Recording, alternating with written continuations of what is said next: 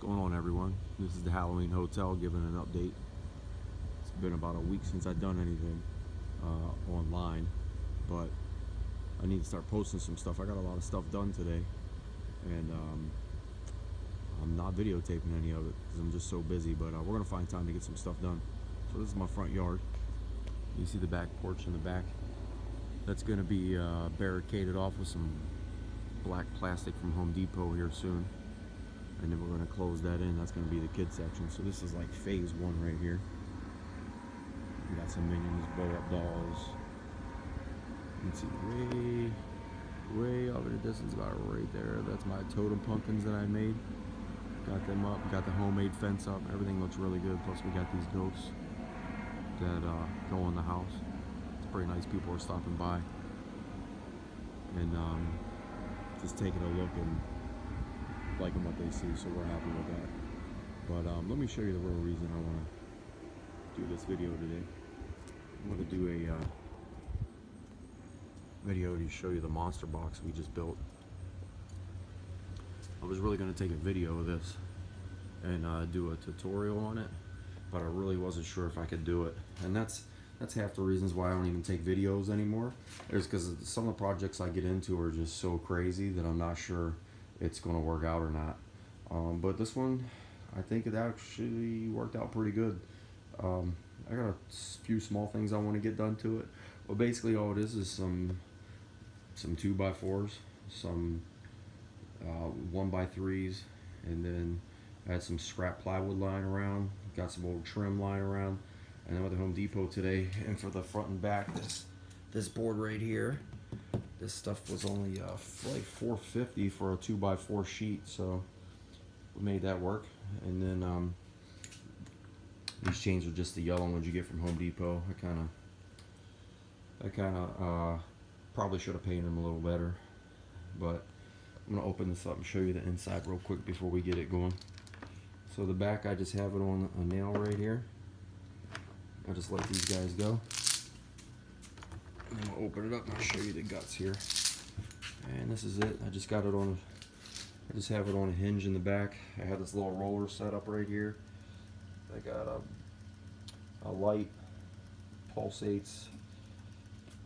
Down there I got my fog machine, it's ready to go. I have it on a remote control. And then I got my windshield wiper motor there. You gotta excuse my wrench. I put it there just for a little bit of stability because it's just mounted on this little 1/4 inch piece of plywood. So, and then I just took some plywood and made this cam right here. So let me shut this thing off.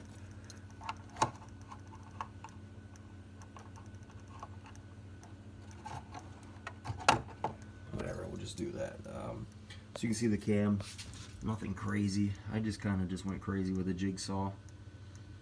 And luckily for me, the car windshield wiper motors that I get are from cars. I don't get them from Monster Guts or anything. I can get them on eBay for like 10-15 bucks shipped to the house.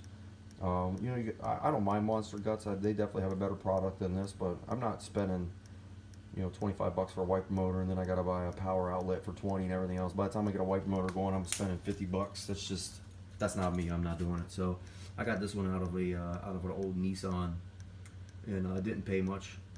And then I just took a 12-volt battery supply and hooked it right up. So I learned a lot about wiper motors this last year, watching a bunch of stuff on YouTube and stuff like that. And it's not too hard. If I can do it, anybody can do it. I'm not real good at stuff like electronics. As I speech almost every single time I talk, that's what I talk about, is me not being savvy at this stuff. So when it comes to electronics, but let's close it up. I'm gonna put it back together, and then we're gonna give it a whirl here. So hook this back up. I'm gonna take this guy, hook him back up, and then what I'm gonna do is I'm gonna turn the light out.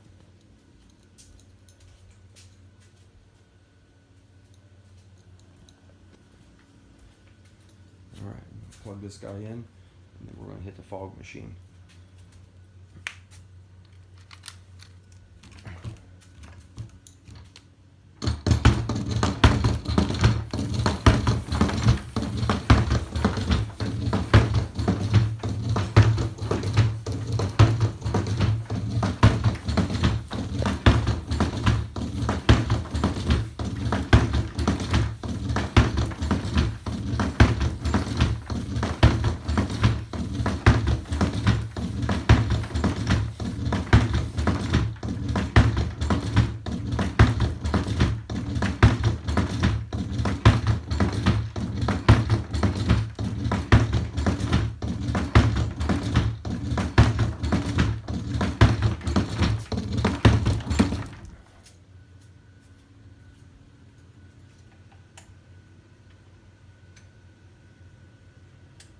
so we get the lights back on there.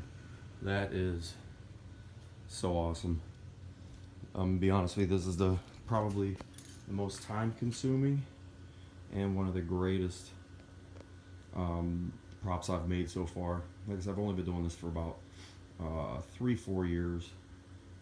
This will be our 4th season that we've done it, and I didn't think I'd be able to do something like this, but it was on my mind all off season, and I kind of put it together. I put it on a to-do list. What I do is I start in January, I start looking at Pinterest, and I start looking at YouTube videos, and I start just keeping notes in my iPhone, and I'll keep some notes in there, and I'll come back to them with ideas, and maybe I'll paste the links in there as well so I can go back and get ideas. You know, none of these ideas that I have are original. They're all gained from people that I would just watch, or maybe it's a combination of 2 or 3 people that are going in and doing things, and maybe making a monster box or whatever the case may be, but they're making stuff, and then I'm putting my 2 cents in and taking what they put, and then I'm coming up with my own thing. And this, like I said, relatively inexpensive. I probably paid $40 for everything, and you know, a lot of that's like the paint is Oops paint. I bought it for $3. The chain was only $6. The wood was basically all free except for the $8 I spent on the 2 sheets of the particle board up front, and then the wiper motor, like I said, was only $7. A lot of the other stuff I just have lying around. So pretty impressed with this. I think it's going to work all through Halloween. I do have the cam. When it spins on 2 big Teflon tubes, and that should keep it from breaking down too much. But like I said, when we do the haunt, I'm going to have walkie-talkies. We're going to send them through in groups. Before they come back, my wife's going to give me 1 of 3 codes. Either we're going to go crazy, scary, a little scary, or just basically a walkthrough with little kids.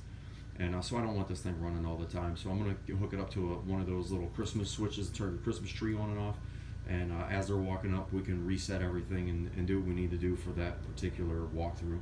So I'm pretty excited about this one. This one's going to be pretty good. It's going to go into the 5th room, which was what was blank, and I wasn't sure what I was going to do. But we came up with the idea we're going to do the Monster Museum. So this is going to go in the Monster Museum. A couple other things we've been working on. I worked on the Nun from The Conjuring 2, and then the movie The Nun. I had sculpted her face out of paper clay, probably April time frame, and I just pieced everything together today. Went to Walmart, got some fabric, and put her together. So I'll put a picture of her up there as well. And then right now, my big project right now is going to be this guy. Can't really see it too well probably because it's dark out, but I have the armature built for the guy that's going to be in a butcher shop, and he's going to be the burlap mask butcher. I have the mask done already. I made that in April as well. I went on some kick just trying to make masks, and the burlap mask came out pretty well. Some good tutorials on YouTube about that as well. I used just basic caulk and some other stuff, and it came out pretty good. So, but this guy, I'm going to make everything from hand. So his head's made. I'm just going to put it over a styrofoam piece, and I got a tomato cage in there to fill out his chest. And in the back, I broke it, so it's not so. So it's just not so wide. The last one I made was pretty wide. So I padded everything, but I'm going to pad his legs and his hip area, and I'm going to pad it with this stuff right here. Some carpet padding that's brand new. Just some stuff lying around the neighborhood.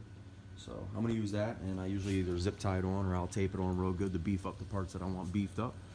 And I bought 2 yards of burlap today for his top. I'm going to sew some stuff together for that.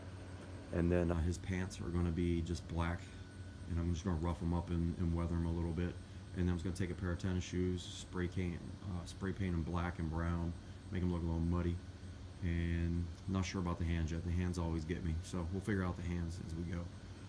But this is probably going to take 2 or 3 days to finish, so maybe we could do some progress on this as well. But everything's going pretty good. I think we're on track. All the kids helped out today. It was amazing. I got more done today than I have all week. And with the kids helping out, they're just tremendous. They can spray paint and carve out letters and trace stuff and just take trash out and clean up and just all the stuff that needs to get done when you're building a haunt. And all those little things really add up at the end of the day, and in the long run, and make sure to have a better haunt. So these kids, they're ready to go. I'm super ready to go. Next weekend's going to be our opening night, where we're just going to watch some movies here. So we're ready to do this, and like I keep saying every time, we're going to take you every step of the way. I hope to get some tutorials done for you guys, and let you guys learn from me and get that insight from you, so I can learn as well. And I also got some small things I want to do a tutorial on as well, just some cheap and expensive ways to doctor up anything that you're going to be doing as far as a haunt goes. Doesn't matter if it's a real cheap haunt that you only want to spend, maybe $100 on, and it's the front of your porch, or a big elaborate haunt, or something in the middle like mine. So we're going to keep you updated. If you have any questions, just hit me up on here and on the links below, and give me some suggestions. But